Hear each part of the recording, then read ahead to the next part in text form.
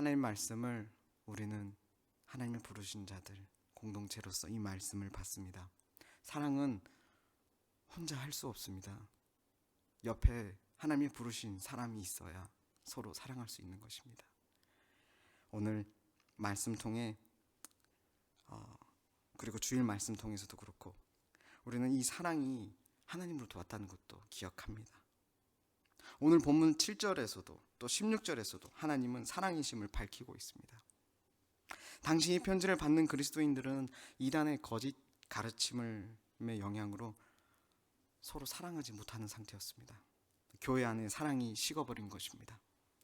각자 구원을 가져다 줄 영적 지식, 진리를 추구하면서 서로 사랑하는 것을 중요하지 않게 생각했습니다.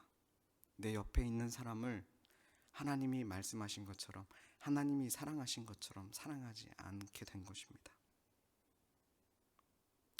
오늘 본문은 길었지만 하나님이 사랑하시기에 우리 또한 사랑해야 한다는 당연한 주제를 나누려고 합니다. 먼저 왜 우리가 먼저 사랑해야 하는지 보기를 원합니다. 7절에 우리가 서로 사랑해야 한다는 것은 정말 교회에서 숱하게 듣는 말씀입니다.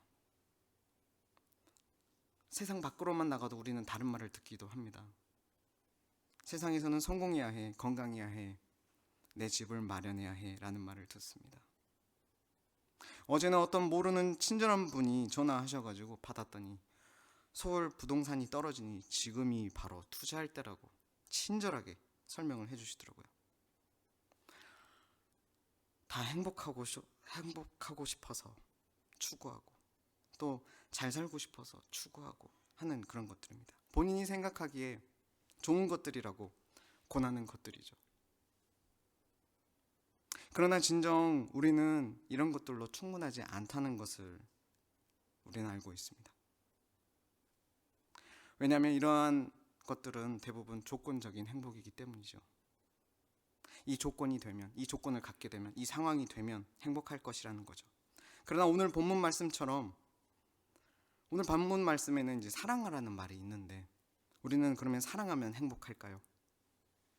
본문에 사랑하면 행복할 것이다라는 말이 써있지 않다는 점에 초점을 두고 싶습니다. 그런데 우리는 한편 세상에서도 사랑을 많이 하는 분야거든요. 지난주 청소년부는 이 세상의 사랑과 성경의 사랑에 대해서 좀 나누었는데 세상도 사랑이라는 얘기는 너무나 많이 합니다. 영화, 드라마, 음악, 노래, 심지어 회화작품, 미술, 조각 이 모든 것들이 사랑을 주제로 얼마나 많이 만들어지는지 우리는 다들 알고 있습니다. 성경도 사랑한다는 말을 하는데 사랑하면 행복해서 사랑하라고 하는 건지라고 생각해 보면 아니라는 거죠. 오늘 본문에는 행복해라 그러면 너희가 서로 행복할지니 이런 말씀이 없다는 것입니다. 근데 우리는 경험적으로 우리는 알고 있어요. 사랑이 좋은 것도 알고 있습니다. 사랑하면 행복한 것도 알고 있습니다. 우리는 하나님을 알기 전에 부모님으로부터 사랑을 받으면서 컸죠. 특히 저 같은 경우에 믿지 않았던 사춘기 시절에 친구와의 우정을 통해서 경험적으로 사랑하면 행복한 것을 알고 있었습니다. 특히 좋아하는 이성이 생기고 마음이 가기 시작하고 서로 관계가 시작하면 그 행복감은 이루 말할 수 없죠. 우리는 사랑을 받고 사랑을 할 때 행복한 존재인 건 맞습니다. 믿지 않아도 우리 성경을 몰라도 이것을 아는 것은 우리는 성부, 성자, 성령 하나님의 넘치시는 사랑으로 창조되었기 때문입니다. 하나님의 사랑의 관계 안에서 하나님의 형상으로 지음받았기 때문에 우리는 그 사랑의 관계 안에서 행복을 느끼는 것입니다. 그러나 그 행복은 불완전한 사랑, 조건적인 사랑에서 왔기에 우리가 이 세상에서 누리는 그 사랑이란 것의 행복은 이 불완전하고 조건적인 때가 많기 때문에 우리는 쉽게 잃어버리고 그 조건이 내가 얻을 수 있는 사랑이 다 떨어지면 우리의 사랑은 여기까지인가 보다 하고 우리 청소년들은 많이 생각합니다. 상대방의 빨대를 뽑아먹고자 소비하는 그런 사랑이죠. 이제 사랑하지 않는다라고 결정을 내리는 것이죠. 서로에게.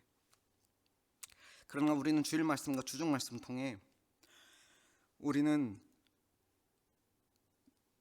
기억합니다. 사랑이 하나님으로부터 왔다는 것을. 그리고 말씀 통해서 우리는 또 깨달았습니다. 내가 원하고 내가 바라는 사랑, 완전하고 영원한 사랑을 꿈꾸지만 그럴 수 없다는 것을 우리는 인정하게 된 것이죠. 우리는 내가 원하는 방식대로 사랑하고 사랑받기를 원하는 나 중심의 죄인이기 때문에 그렇습니다. 사랑의 목적이 행복도 아니지만 나 중심의 사랑의 관계는 결국 행복할 수 없습니다. 그 사람과 행복하고 싶어서 짜내는 사랑은 결국 행복하지 않습니다. 그럼에도 왜 사랑해야 하냐는 질문에 대한 명백한 답은 여기 있습니다.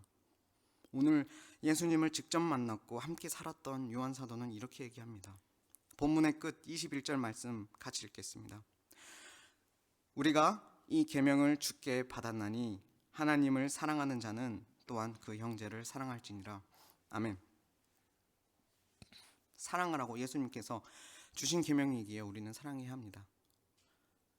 그리고 우리가 이 사랑을 먼저 받았고 우리가 이 사랑을 먼저 하나님께서 우리를 먼저 사랑하셨다는 것을 알아버렸기 때문입니다. 21절 말씀에 우리는 아멘 하지만 여전히 어렵습니다. 교리를 공부하고 성경 지식이 더 있는 분은 더 어렵습니다. 우리 십계명 공부하셨잖아요. 십계명의 명령대로 단지 하지 않는 것이 하나님의 말씀을 어기는 것이 아니라 적극적으로 하나님의 말씀을 따르지 않는 것도 죄임을 알고 있습니다. 미워하는 것은 사랑하는 것이 아닌 것은 당연하지만 누군가를 내 관심 밖에 정리해두고 계시는 분이 있다면, 그런 나의 모습이 있다면 이 또한 사랑하지 않는 것입니다. 말씀은 정확히 우리의 상태를 보여줍니다. 우리는 사랑하지 않는 죄를 짓고 있습니다. 그러나 말씀은 또한 소망이신 그리스도를 바라보게 합니다. 말씀 보시죠. 죄 가운데 머물러 있기에는 하나님의 사랑이 너무나 큽니다. 9에서 10절 말씀입니다. 왜 우리가 죄 가운데 머물러 있기에는 시간도 없고 하나님의 사랑이 너무나 크기 때문에 우리가 이 가운데 머물러 있지 않아야 함은 바로 말씀에서 다시 한번 찾을 수 있습니다. 그래서 10절 말씀 우리 다시 한번 읽겠습니다. 시작. 하나님의 사랑이 우리에게 이렇게 나타난 바 되었으니 하나님이 자기의 독생자를 세상에 보내심은 그로 말미암아 우리를 살리려 하심이라. 사랑은 여기 있으니 우리가 하나님을 사랑한 것이 아니요 하나님이 우리를 사랑하사 우리 죄를 속하기 위하여 화목제물로 그 아들을 보내셨습니다. 아멘. 하나님의 사랑이 우리 안에 나타났기 때문에 우리는 사랑할 수 있습니다. 하나님의 사랑은 우리를 다시 태어나게 하셨습니다. 창조와 구원이 다 여기 사랑에 있습니다. 사랑으로 창조된 우리가 타락하여 죽었고 죽었던 우리를 새로운 존재로 재창조하셨습니다. 이제는 사랑의 본질이신 하나님과 연합하게 하셨습니다. 15, 16절 말씀 같이 읽겠습니다. 누구든지 예수를 하나님의 아들이라 시인하면 하나님이 그의 안에 거하시고 그도 하나님 안에 거하느니라. 하나님이 우리를 사랑하시는 사랑을 우리가 알고 믿었노니 하나님은 사랑이시라. 사랑 안에 거하는 자는 하나님 안에 거하고 하나님도 그의 안에 거하시느니라. 아멘. 우리를 구원하신 사랑으로 우리는 사랑할 수 있다는 것입니다. 예수님이 하나님의 아들이심을 우리가 알고 믿게 되었습니다. 우리가 처음 믿을 때 무엇이 우리를 사로잡았는지 기억해 한번 해보십시오. 우리가 처음 믿을 때 우리를 사로잡았던 것은 살아계신 하나님의 존재가 나를 사랑하신다는 사실이었습니다. 잊지 마십시오. 우리 믿음의 시작, 내 믿음의 시작은 하나님의 사랑 때문이었습니다. 성령님께서 이 믿음을 주시고 사랑으로 시작하신 일을 사랑으로 완성시키십니다. 13절 말씀. 그의 성령을 우리에게 주심으로 우리가 그 안에 거하고 그가 우리 안에 거하시는 줄을 아느니라. 아멘. 하나님께서 사랑으로 우리 안에서 거하심으로 우리는 사랑할 수 있다는 것입니다. 이 거하시는 사랑으로 인해 우리가 사랑할 때 사랑이 완성된다는 것을 12절은 또 말씀하고 있습니다. 다 같이 읽겠습니다. 12절. 어느 때나 하나님을 본 사람이 없으되 만일 우리가 서로 사랑하면 하나님이 우리 안에 거하시고 그의 사랑이 우리 안에 온전히 이루어지느니라. 아멘. 이 사랑이 온전해짐은 우리가 서로 사랑할 때 이루어진다는 것입니다. 쉽게 설명해 보려고 혼자 곰곰이 생각해 보았습니다. 그 가운데 이제 열이라는 걸 생각해 보게 되었죠. 우리가 따뜻하고 추울 때 열의 존재와 부재를 느낍니다. 우리 내부와 우리 체외의 온도가 평형을 이루면 춥거나 덥다고 느끼지 않습니다. 만족한 상태에 이르게 되죠. 적당한 상태라고 느끼게 됩니다. 열이 열 평형을 위해 움직여 가듯이 사랑도 그래야 한다는 것입니다. 깨어진 세상에 완전한 사랑은 없습니다. 늘 부족합니다. 그래서 그 세상의 사랑은 영혼을 추구하지만 가짜이고 늘 부족한 사랑입니다. 그러나 우리 안에는 있습니다. 내 안에 있는 하나님의 사랑이 다른 사람에게 전달될 때 하나님의 존재가 느껴지고 보이는 것이 이 12절의 말씀입니다. 그리고 그 사랑이 완성된다고 하는 것입니다. 이 놀라운 일이 우리가 서로 사랑할 때 가능하다고 하는 것입니다. 마치려 합니다. 교회 내에서 사랑이라는 주제가 너무나 흔해서 깊이 생각하고 있지 않음을 우리는 돌아봐야 합니다. 우리의 믿음의 사람은 더 고차원적인 사랑을 한다고 착각해 파실 때가 많습니다. 나는 사랑하고 있다고 착각할 때가 많습니다. 근데 하나님을 믿고 신앙하며 하나님을 따르는 가운데 사랑한다고 생각하는데 우린 종종 종교생활, 신앙생활 하면서 행복하지 않을 때가 있습니다. 왜냐하면 교회에 오면 내가 사랑하지 않는 사람을 만나기 때문이거든요. 내가 사랑하지 않는 것을 보기 때문이거든요. 고린도 13장을 펴면 사랑에 실패한 우리의 모습을 말씀을 통해 마주합니다. 어떻게 내가 사랑은 오래 참고 어떻게 떨어지지 않는 사랑을 내가 어떻게 하겠습니까? 사랑한다는 착각 속에 내가 행복하려고 하는 사랑 속에 우리는 쓴맛과 배신감을 느낄 수밖에 없습니다. 너무 외로워지기도 합니다. 내 안에 파고드는 것을 멈추시고 다시 그리스도 안에 거하기 위해서 우리가 처음 믿을 때처럼 하나님의 사랑을 의지하여 회개하여야 합니다. 하나님의 사랑을 알아감으로 우리는 행복하기 이전에 사실은 거룩함을 선택해야 합니다. 사랑은 하나님과의 관계가 더욱 깊어지면서 주어지는 것이기 때문입니다. 내가 하는 것이 아닌 내 안에 그리스도의 사랑이 이미 부은 바 되어서 전해지는 것이기 때문입니다.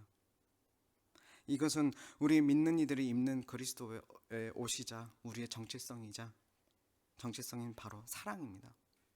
사랑은 우리를 죽음에서 건져냈고 사랑은 늘 옳았습니다. 진리이신 예수님께서 사랑을 말씀하실 때 늘 옳은 것을 이야기하셨습니다.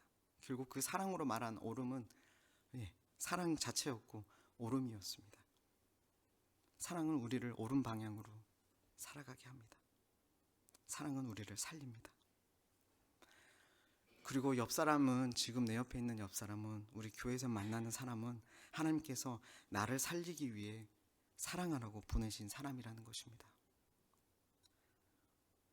우리의 옆 사람을 사랑함으로 인해서 하나님의 사랑은 완성되고 우리는 옳은 하나님과의 관계 속에서 바른 신앙으로 나아갈 수 있게 되는 것입니다.